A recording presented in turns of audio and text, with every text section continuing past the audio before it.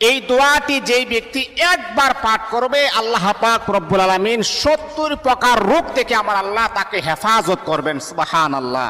বড় মর্যাদাশীল একটি দোয়া আমার প্রিয় বন্ধুগণ। একবার যদি আপনি পাঠ করেন, এর মাঝে নিম্ন স্তরে যেই অবস্থাটা সেটা হচ্ছে আল্লাহ পাক রব্বুল আলামিন আপনার দরিদ্রতাকে আমার আল্লাহ দূর করে দিবেন।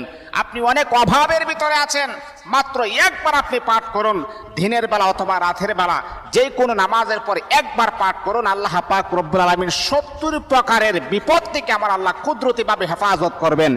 এর মাঝে এক নম্বর হচ্ছে দরিদ্রতা। কোনো মানুষ এমন নাই যে তার দরিদ্রতা নাই, দরিদ্রতা থেকে আমার আল্লাহ আপনাকে হেফাজত করবেন। আমার প্রিয় বন্ধুগণ, দোয়াটা খুবই চমৎকার একটি দোয়া। দোয়াটা হচ্ছে লা হাওলা ওয়ালা কুওয়াতা ইল্লা বিল্লাহি ওয়ালা মানজা মিনাল্লাহি ইল্লা ইলাই। এই দোয়াটা একবার পাঠ করবেন, আল্লাহ পাক আপনাকে 70 প্রকারের বিপদ থেকে কুদরতিভাবে আমার আল্লাহ হেফাজত করবেন।